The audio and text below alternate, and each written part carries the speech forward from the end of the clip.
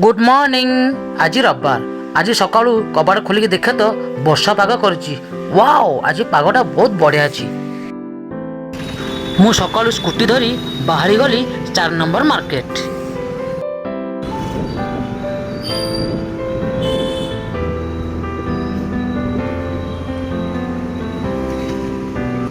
बड़ भाई टिके साइड दियंतु, मु टिके आगु जिबी।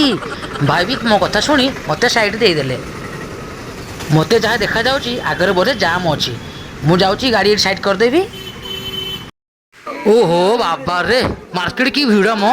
आज माछ मांस सब खाई बही गुंड करदेवे। जहाँ जना पड़े किसी रही माछ देखु देखु मो नजर पड़ला कंकड़ा पर। तो कंकड़ा मत बहुत भल लगे। हेले कौन हम घर बा कंकड़ा किए खाऊना आम एकुटिया कौन नेबी। कंकड़ा देखु देखु नजर पड़ा छोट माछ उपर। देखा बुझीदेवा छोट माछ कौन रेट अच्छी।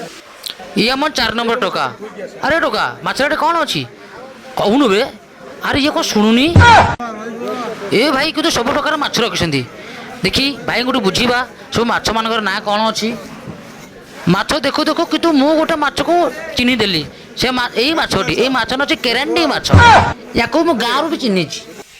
माछ देखु देखु नजर पड़ला भिड़ पर। बाबा रे आज तो रविवार की भिड़। बाध्य हुई मुझे कैमेरा बुलेली। आपण मैंने देखते भिड़टा केमी 4 नंबर मार्केट रे। मुझे थर भी माछ आगुरी नाक आई भांगे पाखर भाई सब कहते मोर कंटिला माछ। देखिए भाई को बुझा भाई आज माछ कौटू आनी भाकुर भाकुर तुम तो आम कंटिला माछ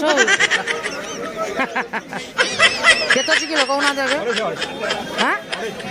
250 टका। बड़ माछ देखु देखु का नजर पड़ला मऊसा पाखे। मऊसा पाखक गली। मऊसा छोट माछ बहुत सारा धरिक बस पचारि घर हूँ बालकाटी। मुझे भावुँ मऊसा पाखर ही माछ नहीं जी। मऊसा को छोट माछ रेट पचारि। मऊसा कहले केरांडी किलो। मु भूली गली। हाँ मन पड़ा मऊसा कहले 250 कौच 30 टका। आम तो 2 जन अच्छे छुआ मैंने तो गाँव अच्छा। मुझे मऊसा मत 500 दे दिंतु। मऊसा तो ठीक अच्छे। तो फाइनाली केरांडी माछ किणाला 500 नेली मात्र 60 टका। बर्तमान चलली घर को। फाइनाली माछ दरकार हो गला। देखो वाओ कौन देखा जाऊँगी। पखाला भात अच्छी जाऊँगी पेटे नाती खाई शोबी सन्ध्या प्रोग्राम चलिए।